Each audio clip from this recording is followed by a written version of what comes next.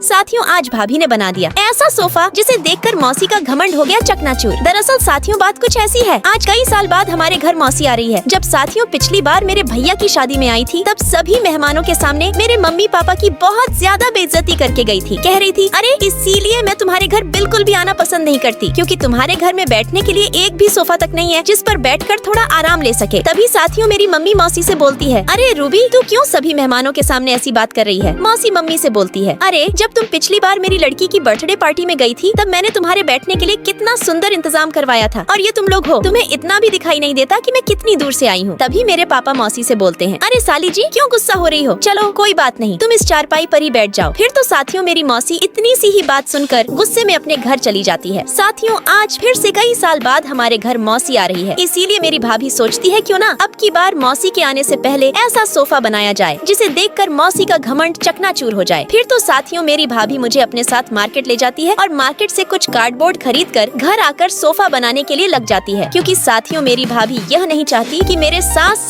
ससुर की किसी के सामने बेइज्जती हो। साथियों, गरीब होना कोई शर्म की बात नहीं है, यह तो ऊपर वाले की मर्जी है, लेकिन कोशिश ना करना और अपनी इज्जत का ध्यान ना रखना, यह हमारी गलती होती है। साथियों, आज का दिन हमारे लिए और भी खास है, क्योंकि बड़ी दीदी को शहर की एक नामी बड़ी कंपनी में नौकरी के इंटरव्यू के लिए भी बुलावा आया है। एक तरफ लड़की वाले आने वाले हैं और दूसरी तरफ दीदी का बड़ा इंटरव्यू है। मतलब आज का दिन हमारे घर की किस्मत बदलने का भी दिन हो सकता है। इसलिए हम दोनों बहनों ने सुबह से ही समय बर्बाद नहीं किया, मेहनत करते रहे और काटते रहे, जोड़ते रहे और हर टुकड़े को अच्छे से फिट करते रहे, ताकि कुर्सी न सिर्फ बैठने लायक हो, बल्कि देखने में भी किसी खरीदी हुई कुर्सी से कम न लगे। धीरे धीरे कुर्सी का ढांचा तैयार हो गया। अब हमने उसकी सीट और बैक को और मजबूत बनाने के लिए कपड़े और गद्दे का इस्तेमाल किया, ताकि लड़की वाले बैठकर आराम महसूस करें। फिर उसके किनारों को अच्छे से सजाया ताकि दिखने में आकर्षक लगे। साथियों, ये कुर्सी सिर्फ बैठने का सामान नहीं, बल्कि हमारी मेहनत और हमारी इज्जत का प्रतीक है। साथियों, अब दीदी का सोफा बनने ही वाला है, लेकिन उसे देखने से पहले जो बच्चा परीक्षा में पास होना चाहता है या अच्छा नंबर लाना चाहता है, वो इस वीडियो को लाइक करके चैनल को सब्सक्राइब करें और कमेंट में जय माँ सरस्वती लिखें। मैं उन्हें कभी फेल नहीं होने दूंगी, आशीर्वाद है। साथियों, लास्ट में भाभी ने कितना सुंदर सोफा बना दिया। आपको कैसा लगा कमेंट में बताएं।